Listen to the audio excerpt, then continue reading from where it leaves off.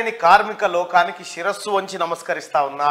మీరిచ్చినటువంటి తీర్పు, మీరిచ్చినటువంటి ఒక స్ఫూర్తి, మీరు చూపించినటువంటి ధైర్య సాహసం ఓట్ల రూపంలో తెలంగాణ బొగ్గుగని కార్మిక సంఘం కేసీఆర్ సంఘాన్ని మొత్తం పాతాళానికి తొక్కి ఏదైతే కాంగ్రెస్ సిపిఐ అనుబంధ సంఘాలు ఉన్నాయో అనుబంధ సంఘాలకు మీరు పట్టం కట్టిరు. సింగరేణిని నాశనం చేసింది కేసీఆర్ అని ఓట్ల రూపం ద్వారా మీరు నిరూపించారు. కాబట్టి మీ అందరికీ శిరస్సు ఉంచి ధన్యవాదాలు తెలియజేస్తా ఉన్నా. మిత్రులారా, సింగరేణి ఎన్నికల్లో ఏఐటిసి ఐఎన్టీసీ మధ్య హోరాహోరు పోరు జరిగింది. ఇవి రెండు రాజకీయ పరంగా మిత్రపక్షాలు. ఇప్పుడు కాంగ్రెస్ సిపిఐ మిత్రపక్షాలు అయినప్పటికీ సింగరేణి ఎన్నికల్లో అవి విడివిడిగా పోరాటం చేసినాయి. ఏదేమైనప్పటికీ అటు ఏఐటిసి ఇటు ఐఎన్టీసీ రెండు కలిసి విజయడంకా మోగించినాయి. 6 స్థానాల్లో ఐఎన్టీసీ కాంగ్రెస్ అనుబంధ సంస్థ అయినటువంటి కాంగ్రెస్ పార్టీ అనుబంధ సంస్థ అయినటువంటి ఐఎన్టీసీ 6 స్థానాల్లో విజయం సాధిస్తే 5 స్థానాల్లో ఏఐటీసీ విజయం సాధించింది. అయితే ఓట్ల పరంగా చూసినప్పుడు ఏఐటీసీకి అధికంగా ఓట్లు 2000 ఓట్లు అదనంగా రావడంతో గుర్తింపు సంఘంగా సింగరేణి గుర్తింపు సంఘంగా ఏఐటీసీని ఎన్నుకోవడం జరిగింది. ఇది ఎన్నికల ఫలితం.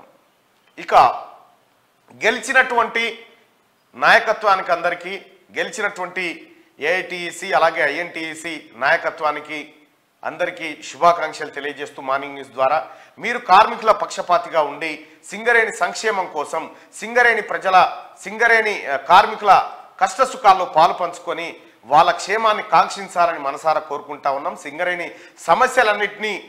సమస్యలన్నింటినీ ఎలుగెత్తి చాటుతూ ఆ సమస్యలకు పరిష్కారం కోసం మీరు ప్రతినిధులుగా మారినందుకు మీకు తీన్మార్మలన్న తరఫున శుభాకాంక్షలు. అలాగే నేనేదైతే ఇక్కడ మనుగూరు నుంచి అక్కడ సిర్పూర్ కాగజ్ నగర్ వరకు సింగరేణి యాత్ర నిర్వహించడం జరిగింది.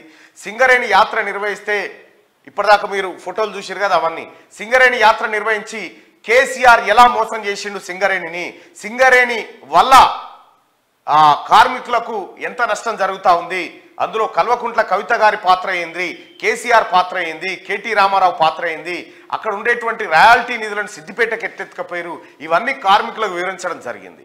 సో ఒక నెల రోజుల పాటు సాగినటువంటి సుదీర్ఘమైనటువంటి యాత్రలో కార్మికులందరి చేత అయితే నేను అప్పుడు చేస్తున్నటువంటి క్రమంలో టీఆర్ఎస్ సర్కార్ ఉండే, సీఎండీగా శ్రీధర్ ఉండే, నన్ను ఎక్కడికక్కడ మా టీంని పోలీసులను పెట్టి అడ్డుకునే ప్రయత్నం చేసిండు. అయినా కూడా గ్యాలరీస్ లోపలికి పోకుండా కార్మికులను కలవనీయకుండా ఆపితే గేటు కాన్నే నిలబెట్టి గేటు కాన్నే మార్నింగ్ న్యూస్ చేసి గేటు కాన్నే కార్మికుల సమస్యలు తెలుసుకుంటూ కార్మికులతోటి మాట్లాడడం జరిగింది. ఇళ్లకు కూడా పోవడం జరిగింది. ఇంకా కార్మికుల ఇళ్లకు పోయి మరి వాళ్ళకి సంబంధించిన కష్ట సుఖాలను తెలుసుకోవడం జరిగింది. సో మొత్తానికి సింగరేణి ఎన్నికల్లో టీఆర్ఎస్ పార్టీని బొందబెట్టిరు కార్మికులంతా. కాదు, 4వ స్థానంలో కూడా లేదు, 4వ స్థానం కూడా లేదు, 3వ స్థానంగా 4వ స్థానం కూడా లేదు. ఒక మొత్తం 11 డివిజన్లు ఉంటే 11 డివిజన్లో ఒక డివిజన్లో 3 ఓట్లు వచ్చినాయి టీఆర్ఎస్. 3, ఓ దాంట్లో 0, ఓ దాంట్లో 30. మొత్తానికి టీఆర్ఎస్ పార్టీ కేసీఆర్ ఎందుకు భయపడ్డాడు? సింగరేణి కార్మిక సంఘం ఎన్నికల్లో పోటీ చేయడానికి కేసీఆర్ ఎందుకు భయపడ్డా అంటే గిందుకు ఆయనకు ఇదివరకే ఇంటెలిజెన్స్ వాళ్ళు రిపోర్ట్ ఇచ్చారు, సార్ సింగరేణి కార్మికులు మన పార్టీకి మీకు ఓటేసే పరిస్థితులు లేదు, అసలు నీ ముఖం చూడడానికి ఇష్టపడతలేరు సార్ వాళ్ళని చెప్పారు. దాంతో ఆయన ఏం చేసిండు, మీరు ఎన్నికల్లో పోటీ చేయకూరు అని చెప్పారు. ఎన్నికల్లో పోటీ చేయమంటే మిరియాల మల్లయ్య, కొంగెర్ల మల్లయ్య వీళ్ళంతా రాజీనామా చేసిపోతావయ్యా వెంకట్రావు కాడికి వెళ్ళి అందరూ అనగానే ఏదో నామాత్రంగా పోటీ చేయరంటే చేసి ఇక ఏం చేసిరంటే ఏదో నామాత్రంగా పోటీ చేస్తే కార్మికులు పండవీటి తొక్కిరు, కసరగక్కింది. ఇక సింగరేణిలో కార్మిక సంఘం పని అయిపోయింది. సింగరేణిలో టీఆర్ఎస్ కార్మిక సంఘం పని అయిపోయింది, ఆర్టీసీలో టీఆర్ఎస్ సంఘం పని అయిపోయింది, ఇక జిహెచ్ఎంసీలో కార్మిక సంఘం పని అయిపోయింది. మొత్తానికి టీఆర్ఎస్ పార్టీకి ఏవైతే పునాదులుగా ఉండేనో అవన్నీ కూడా కూలిపోతా ఉన్నాయి. ఇక మిగిలింది కేసీఆర్ కుటుంబం, ఆయన ఎంటున్నటువంటి ఆ కొంతమంది ఎమ్మెల్యేలు మాత్రమే.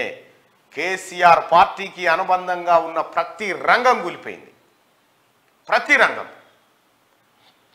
అంటే కేసీఆర్ మీద ప్రజలు ఎంతటి కోపంతో ఉన్నారో మనం ఒకసారి అర్థం చేసుకోవచ్చు.